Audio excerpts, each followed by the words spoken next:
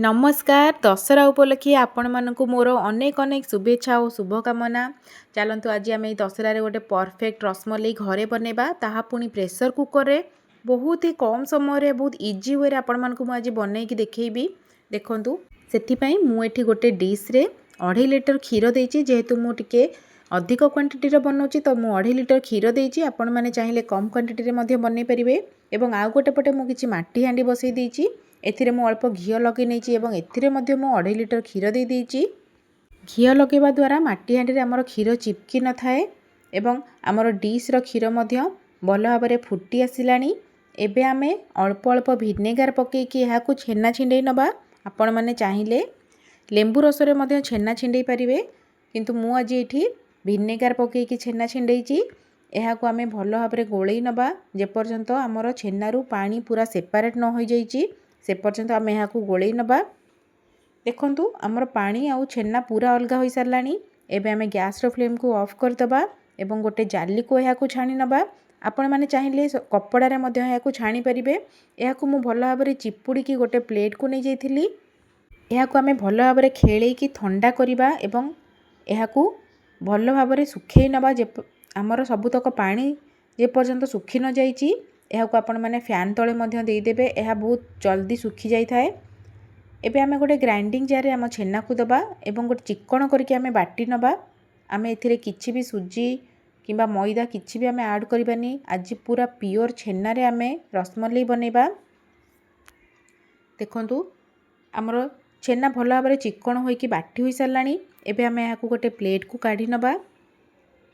एबे आमे हाथ रे याकू भल भाव में मिसई नबा। हमको याकू आउ चकड़वा किसी आवश्यक नहीं जेहेतु आम ग्राइंडिंग करके नहीं जाइछंती यह पूरा चिक्कण हो सारी।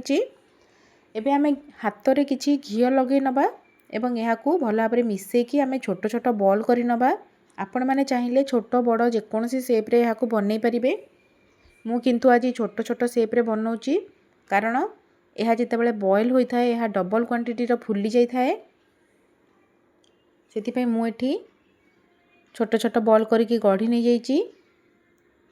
आपण माने एही रेसिपी को घरे निश्चय बनातु देखिए आपण मानकु बहुत ही खुशी लगे। आपण आ केबे भी मार्केट रू किनिकी रसमलाई खाइबेनी सब बेले घरे ही बनेकी खाइबे।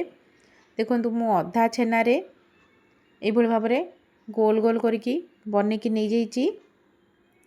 एवं आमे गोटे प्रेसर कुकर रे अधा प्रेसर कुकर जाए आमे पानी नबा एवं एथिरे गोटे गिना आमे चीनी ऐड करवा। यहाँ आमे भल भाव में फुटिबा पई घोड़े की बॉयल करी नबा जे पर्यंत कि यह गप गप होइकी फुटी न जाइछि।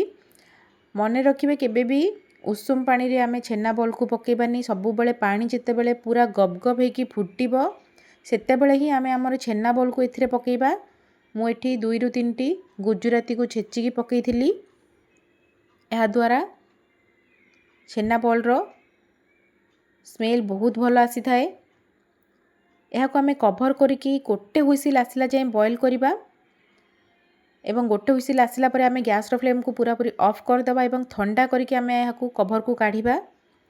देखंतु आमे बाकी तक छेना को मध्य एभଳି भाव में गोल गोल गढ़ी नबा। आमर गोटे हुइसिल आसी सारी पूरा पूरी ठंडा हैला परे मु कभर को काढ़ी।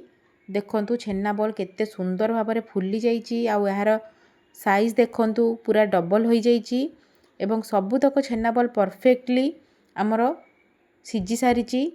गोटे भी छेना बॉल आमर फाटिनी। यह केते स्पंजी और सॉफ्ट होइछि आपण माने निजे देखि पारथुबे। एबे आमे बाकी तक छेना बॉल को मध्य गोटे हुइसिल आसिला जाए बॉयल करी नबा। केबे भी आपण माने हुइसिल आसिला परे सांगे सांगे खोलिबेनी कभर को सब बेले ठंडा करके ही खोलिबे।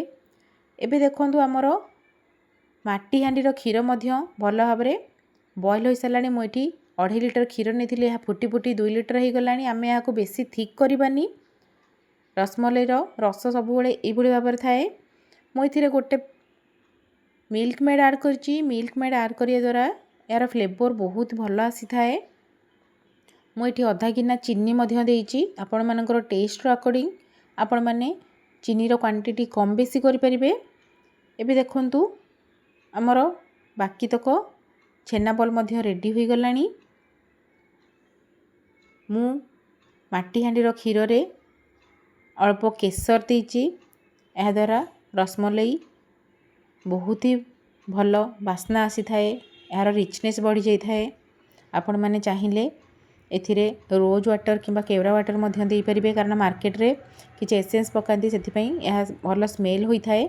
जेहेतु मु घरे बनौछि किछि भी एसेंस देइनी, खाली केसर ही मु एथिरे देइछि। देखो पाखर मु आपको देखो केते सुंदर सॉफ्ट होइछि। याकू आमे भल भाबरे चिपुड़ी नबा एवं आमे गोटे गोटे करके आमर क्षीर रे ऐड करबा। याकू आमे भल भाबरे मिसेई नबा। नवरात्रि तो स्टार्ट हो गलानी। आपण माने ई रेसिपी को बने कि माँ दुर्गा पाखरे भोग मध्य लगे पारिबे एवं निजे मध्य याकू खाई परिबे। आपण जदि थरे ई रेसिपी बनेबे आ आपण माने केबे भी मार्केट रू किनिकी खाइबेनी, आपण को बहुत ही सैटिस्फाई लागिबो कि आपण माने घरे बनैचंती आ पूरा प्योर छेना रे बना ହେଇची। देखंतु हमर रसमलाई केते सुंदर लागुची। याकू मु आपण मानकू भांगिकी मध्य देखौची, भितर बहुत ही सॉफ्ट होई जाए एवं पार्टी रे पूरा मिले जाई थाए। जदि आपण मानकू रेसिपी पसंद आसीची तो लाइक सब्सक्राइब निश्चय करिवे। जय जगन्नाथ।